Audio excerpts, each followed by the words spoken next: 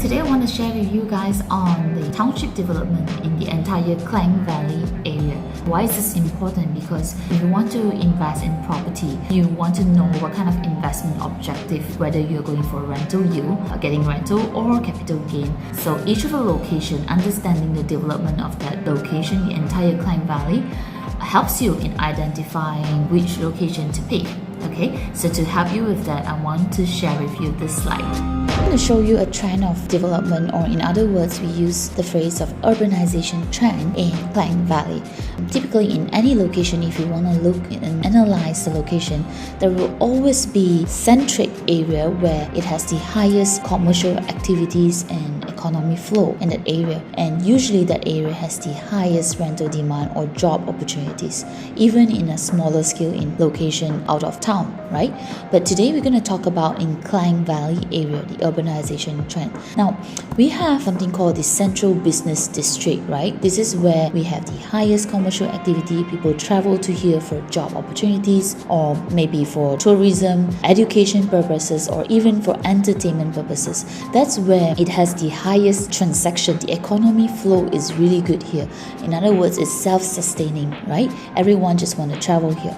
Over time, when CBD, the short form for this is CBD, it will develop and it will have the scarcity of land, and hence what will happen is that it will overflow, and what we call the ripple effect. It will overflow to the closest location next to CBD, right? And that's how the entire urbanization trend or development of the entire Klang Valley or in any location happens. So in Klang Valley example, we have CBD, and then slowly over time you will have other location developing as well, because maybe this is insufficient and there is a need or demand for a bigger area for certain development. Hence there is overflow of commercial activities. People tend to stay here, people tend to move their offices here. That's where this development of small area called city, right? Now, same logic happens, same thing happen. It will also overflow over time. When this is not enough, then that's where there's existence of smaller areas, development of smaller areas. That's what we call town. So in each of the area, when it gets more matured and more infrastructure is being developed in that area, connecting from city and town, city to central business district, there will be more population coming in here, more commercial activities. And when that happens, that location will slowly turn into city, or city turns into a self-sustaining township, which is equivalent to central business district. So this is how it developed over time, right?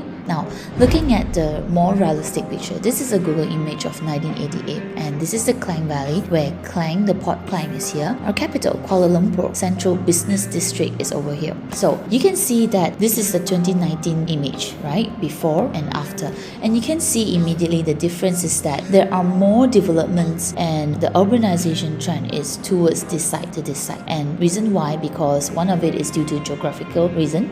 This side is Banjaran Titi Wangsa, where it's harder to develop, and the roads on the geography reason as well towards the south is a lot easier to develop as compared to towards north. So you can see over time it's scaling towards this side. That is why it's important to know, because understanding this will help you also understand that population trend will somehow move towards this direction from central business district, and development of offices, development of malls or residential, is all more scaling towards this direction. Okay, so this is 1988, and we have got CBD here, and then slowly we have got town initially, right? And slowly when this is developing, getting more mature, you have other areas as well, a small town, Subang, Shah Alam, and then slowly they develop as city as well, Bandar Shah Alam, Puchong, Sedang, Kajang. So these are all the locations that is developed over time and so on. Further, we also have Klang, Cyberjaya, and Putrajaya. So this tells you closer to town, where this has the highest commercial activities, generally it will have a higher rental demand because job opportunity is high here, and there are more people wanting to travel into CBD or even into self-sustaining city like Bangsa South over here, and PJ is also developing. So when that happens, rental demand is higher, and hence the valuation is higher as well, and hence you will find that the location here, the property prices are a lot higher as as compared to here, or even in outskirt area like Klang or Shah Alam. So that's why in this kind of location, looking at it at a big picture, you know that if I want to buy a property for capital gain reason, when I go into central business district, I will assume I will be aware that the property prices in this location are higher. So capital gain will be lower as compared to buying property in Shah Alam. But if you're going for a rental yield, the rental yield here will be a lot better. So this is a rental market. If you want to go for capital gain, you can actually choose areas that are further from town, right? That's where you find property that is lower in prices, because, well, why is the property low? Commercial activity or demand in that location is lower. So hence you can grab something that is lower. But you need to also ensure that your holding power is there, and you have sufficient fund for you to pay the money installment over time, so that when the property price is higher after many years, right, you can actually sell for capital gain. But along that time, within that time frame, you need to pay money installment. And rental market in this location are a lot lower, because rental demand is low, job opportunity is low. So you can actually invest in this area for capital gain reason, but you also have to study the development, the upcoming infrastructure that is planned in that location. That is part of risk management. So one example is Kota Kemuning here. Kota Kemuning used to be like 300 over K 20 years ago, but with proper township planning, proper infrastructure, highway, direct access to this township, which is the Kesas Highway, now the valuation of the property is about 1 mil minimum. So that is an example of a good capital appreciation, but it takes some time, and also provided that you have a good township planning, you have good developers and good environment. People wants to move in there to stay, and there's demand there. So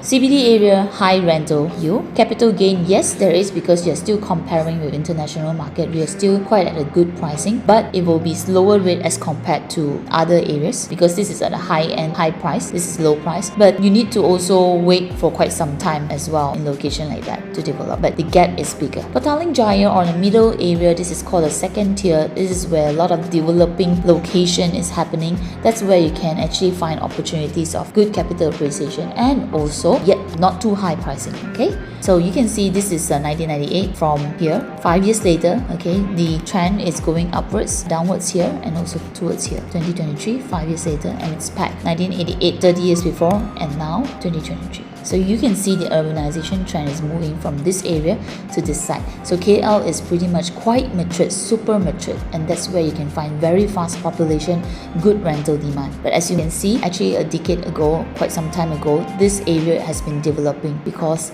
it's moving towards this side and slowly towards this side. So town will slowly transform into city, city will transform into self-sustaining city, and also another central business district. Okay, so I hope this helps. All right, this gives you a good idea on looking at the location. If you're buying for property for rental yield purposes, then I would suggest you to either go for KL City Centre or middle of Klang Valley, where there's potential. But if you're going for capital gain, you can actually look for this area. You can go for 2, but you want to have a big gap, then you can go for outskirt area, provided you need to do proper research on their development nearby, infrastructure nearby. So there's certain risks as well. So what we are looking at for investment is to look at risk management, which area has the safest, and then we look into that area, then the developer, the layout, and etc. Alright, so I hope this helps. See you again in the next video. Thank you.